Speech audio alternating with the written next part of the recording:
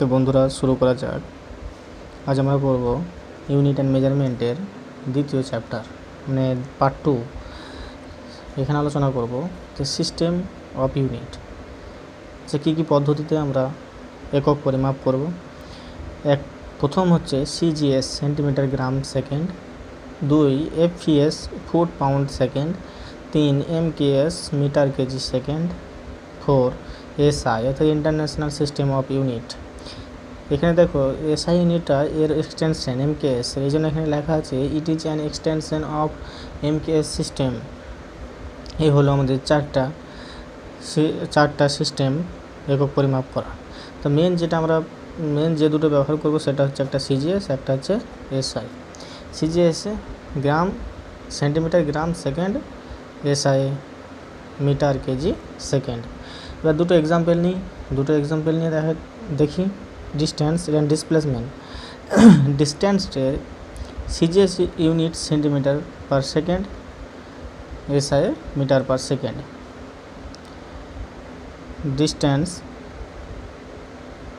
Distance আমরা কাকে বলবো? আমরা আগের প্রথম পার্টে আলোচনা করেছি what is distance. The length of actual path covered by moving object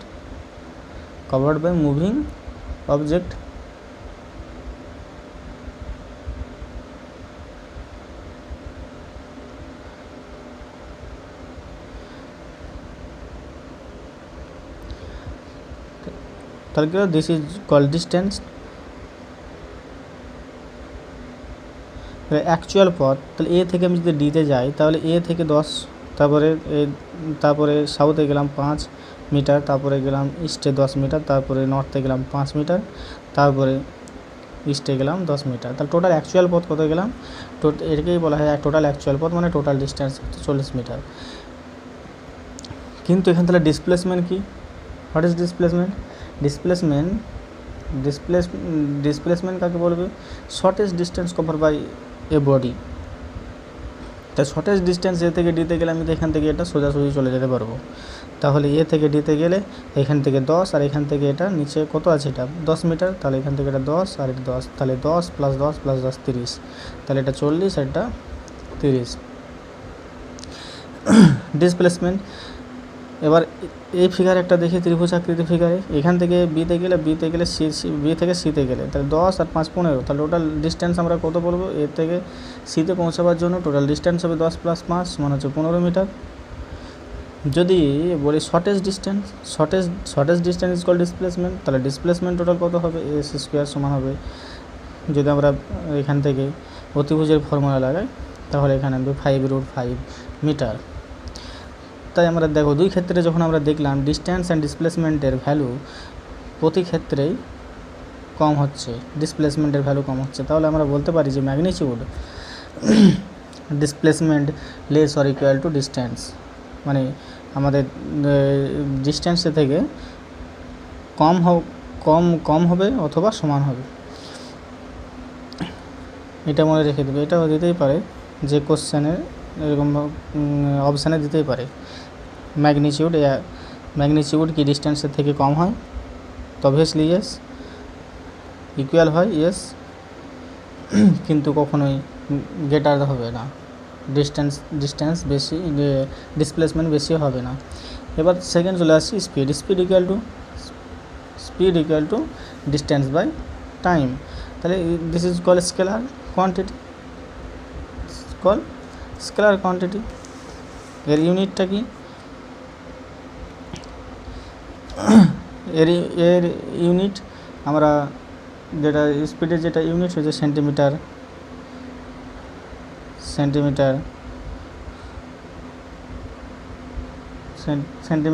স্পিডে সেন্টিমিটার পার সেকেন্ড।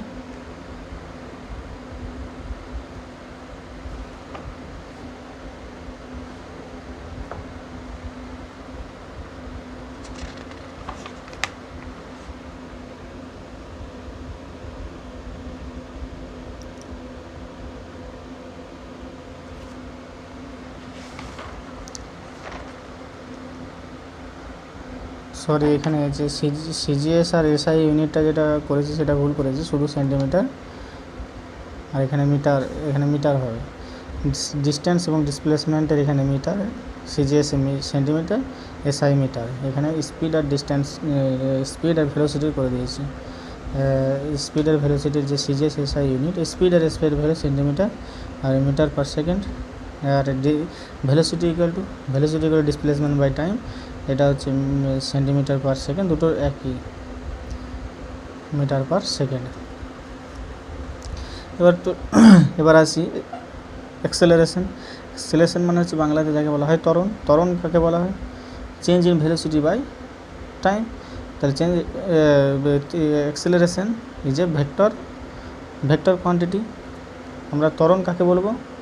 ত্বরণ বলা হয় rate of change of velocity of the object is called acceleration.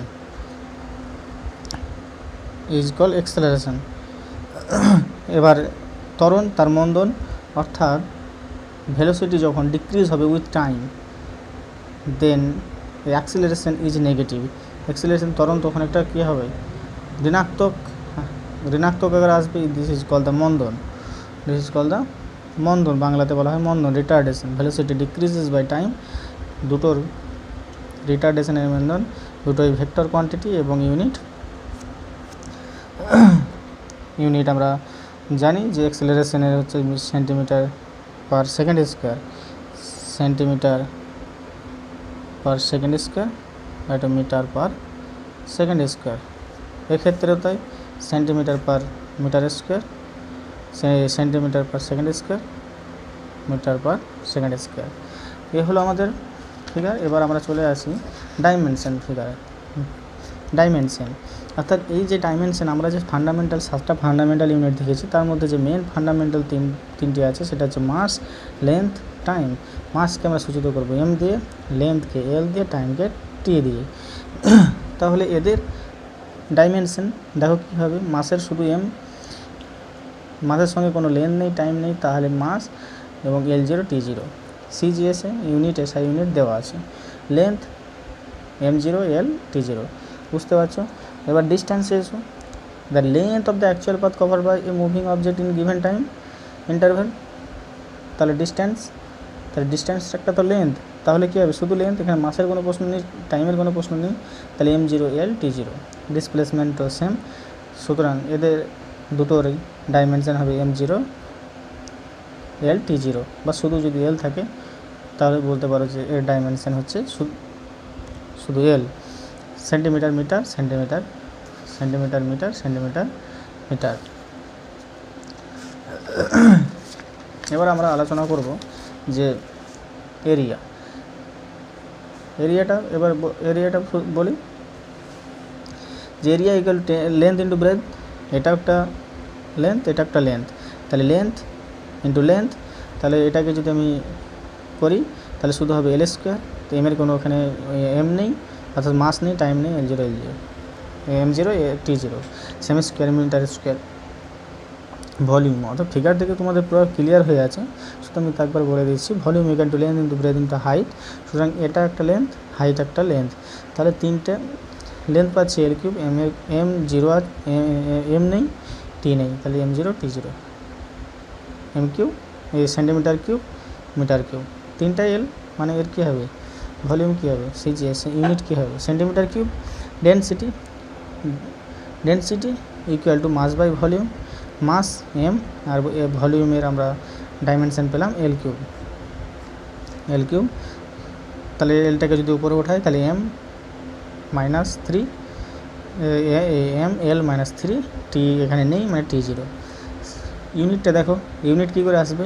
তাহলে এম এর কি? সিজিএস ইউনিট গ্রাম, আর এল মানে ভলিউমের সিজিএস ইউনিট কি? সেন্টিমিটার, এখানে দেওয়া আছে সেন্টিমিটার কিউব। তাহলে এখানে আকার কী আছে? M বাই L কিউব, মানে এখানে গ্রাম বাই সেন্টিমিটার কিউব। সিজিএসআইও তাই, KG per metre cube. Momentum equal to mass into velocity, mass into velocity displacement by time. তাহলে এখান থেকে দেখো ডিসপ্লেসমেন্ট হচ্ছে লেন্থ, তাহলে mass displacement L by time L, এখান থেকে ডাইমেনশন তৈরি করতে পারবে। তাহলে এখানে দেখো এম আছে মানে গ্রাম, এল আছে সেন্টিমিটার, বাই টাইম মানে সেকেন্ড। এটা বলার দরকার নেই, এখানে তোমরা বুঝতে পারছো। এবার চলে আসি যে প্রেশার আর স্ট্রেস হচ্ছে ইন্টারনাল। দেখো প্রেশার হচ্ছে এমনি নর্মাল ফোর্স, কিন্তু আর স্ট্রেস হচ্ছে ইন্টারনাল রেজিস্ট্যান্স, অর্থাৎ ইন্টারনাল রেজিস্ট্যান্স বাই এরিয়া। তাহলে এখানে pressure equal to force by area, তাহলে দুটোই হচ্ছে ফোর্স বাই এরিয়া, এটা equal to force by area. তাহলে এখানে ফোর্স সমান হচ্ছে মাস ইন্টু অ্যাক্সেলারেশন, এরিয়া হচ্ছে লেন্থ ইন্টু ব্রেথ। তাহলে মাস ইন্টু অ্যাক্সেলারেশনটা ভেলোসিটি বাই টাইম, এরকমভাবে যদি আমি ডিসক্রাইব করি, ভেঙে ভেঙে লিখি, তাহলে দেখা যাবে এখান থেকে এই ফিগার আসবে mass into displacement by time into time in by এই দ্য লেন্থ, ডিসপ্লেসমেন্ট একটা লেন্থ কেটে যাবে, ব্রেড পড়ে থাকবে। তাহলে উপরে থাকলো কি মাস, নিচে টাইম স্কোয়ার, আর নিচে একটা লেন্থ পড়ে থাকলো। তাহলে কী হবে, মাস এর জন্য এম, এল এর জন্য এলটাকে উপরে দিলে -1, আর টি স্কোয়ার মানে টিটাকে উপরে দিলে টি। বুঝতে পেরেছো? এবার চলে আসি যে power equal to work by time, force. তাহলে ওয়ার্কটাকে যদি ভাঙি, force into displacement by time. এখান থেকে দেখো ফোর্সের ডাইমেনশন আমরা জানি এটা, আর ডিসপ্লেসমেন্ট বাই টাইম ডাইমেনশন আমরা এটা জানি, এখান থেকে আমরা এই ফিগারটা পাই। এবং এর যে সিজিএসি unit erg per second, SI unit হচ্ছে joule per second. Joule per সেকেন্ডকে আমরা বলবো ওয়াট। এবার আমরা প্রত্যেকটার আর ভেঙে ভেঙে লিখছি না, এবার আমরা ডাইরেক্ট ডাইমেনশনে চলে যাব এবং এটা কার ডাইমেনশন হতে পারে সেটা আলোচনা করব। প্রথম তাহলে চলে আসি m0 l t1 t⁻⁻1, এটা হতে পারে স্পিড অ্যান্ড ভেলোসিটি। স্পিডে বলেছি আগেই বললাম centimetre per second, metre per second দুটো একই। তারপরে আসি m0 l t⁻⁻2, এর কার হতে পারে অ্যাক্সেলারেশন, আর acceleration due to the gravity, অর্থাৎ এটা হচ্ছে ত্বরণ, এটা হচ্ছে অভিকর্ষজ ত্বরণ, আর এটা জি দ্বারা সূচিত করা হয়। এর centimetre by second square, metre per second square, centimetre per second square, metre per second square. তাহলে দেখো প্রত্যেক ক্ষেত্রে ডাইমেনশন একই, আবার ইউনিট একই হচ্ছে। তার মানে বলবে যে ডাইমেনশন হলেই কি উত্তর ইউনিট একই হবে? না, কখনোই হবে না, এর ডাইমেনশন আলাদা হতেই পারে। এবার পরের ডাইমেনশনটা চলে আসি যে ml t⁻⁻2,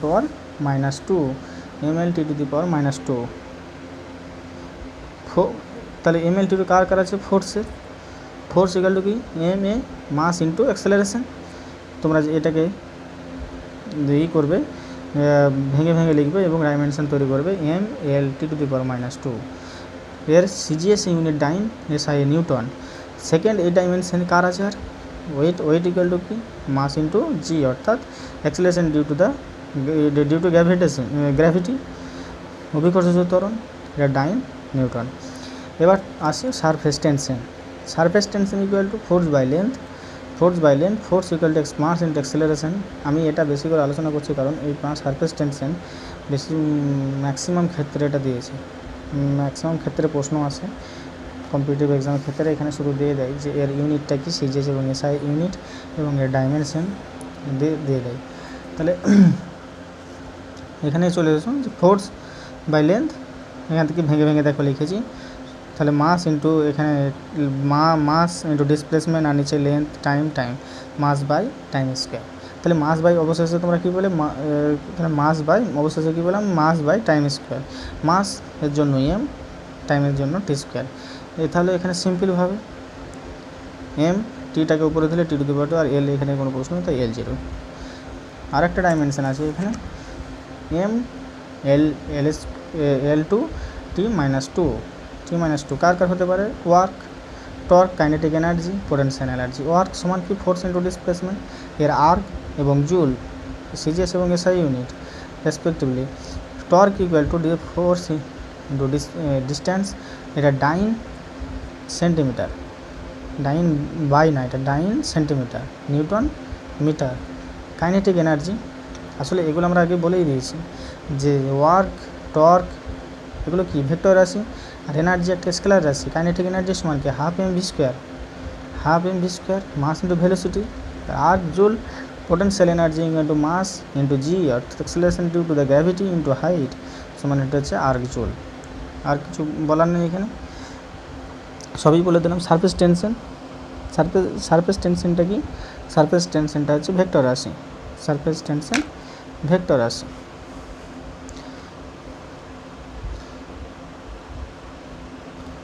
ভেক্টর কোয়ান্টিটি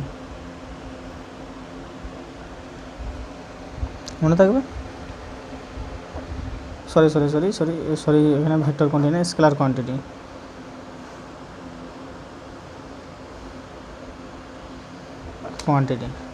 আর ফোর্স, ওয়েট এগুলো প্রথম পার্টে বলে দিয়েছি, এগুলো দেখে নেবে। মেন পরের যেটা আসছে সেটা হচ্ছে ডাইমেনশনলেস কোয়ান্টিটি। ডাইমেনশনলেস কোয়ান্টিটি মানে কি? এরকম M0, L0, T0 দুটো আসবে। আচ্ছা, এটা কোন ক্ষেত্রে হতে পারে? যখন আমরা দেখব যে উপরের কোয়ান্টিটি নিচের কোয়ান্টিটি যদি সেম থেকে যায় এবং তাহলে দুটো তো কেটে যাবে, তাহলে সেক্ষেত্রে M0, L0, T0 ফিগার আসবে। আসলে রেশিও যদি অনুপাতে থাকে, তখন যদি সেম রেশিও অনুপাত থাকে সেক্ষেত্রে ডাইমেনশন তখন আর থাকবে না। যেমন একটা দেখা যায় স্পেসিফিক গ্র্যাভিটি সমান কি? Density of the body, density of the water at 4 degree Celsius. সেক্ষেত্রে ডেনসিটি উপর আর নিচে ডেনসিটি তাহলে M0, L0, T0। স্ট্রেনের ক্ষেত্রটাই ratio, one type of ratio. আর এখানে দেখে নাও, এটা হচ্ছে রিফ্র্যাক্টিভ ইন্ডেক্স। এটা কি? Velocity of the light in vacuum আর velocity of light in that particular medium equal to the refractive index. তো রিফ্র্যাক্টিভ ইন্ডেক্স তাহলে ভেলোসিটি। সো রিফ্র্যাক্টিভ ইন্ডেক্স দিচ্ছে dimensionless quantity, that is M0, L0, T0। এখান থেকে একটা প্রশ্ন দেখো, এখান থেকে একটা প্রশ্ন আসে, সেটা হচ্ছে যে এ ডাইমেনশনলেস কোয়ান্টিটি নিয়ে অপশান দিয়ে দেবে যে নেভার হ্যাজ এ ইউনিট,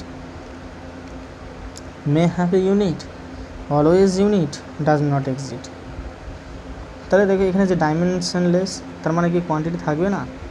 এখানে দেখলে যে স্পেসিফিক গ্র্যাভিটি, স্ট্রেন, রিফ্র্যাক্টিভ ইন্ডেক্সের M0, L0, T0 কোনো কোয়ান্টিটি নেই, কিন্তু না, দেখবে যে এখানে সলিড অ্যাঙ্গেলের ক্ষেত্রে যে স্টেরেডিয়ান, but it is the dimensionless quantity.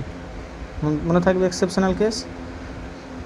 তাহলে এর অ্যান্সার হবে মে হ্যাভ এ ইউনিট। না, ডাইমেনশনলেস হলেই যে ইউনিট থাকবে না এমন কোনো নয়, ইউনিট থাকতে পারে। সে তার এক্সাম্পল হচ্ছে এক্সেপশনাল সলিড অ্যাঙ্গেল স্টেরেডিয়ান এক্সাম্পল।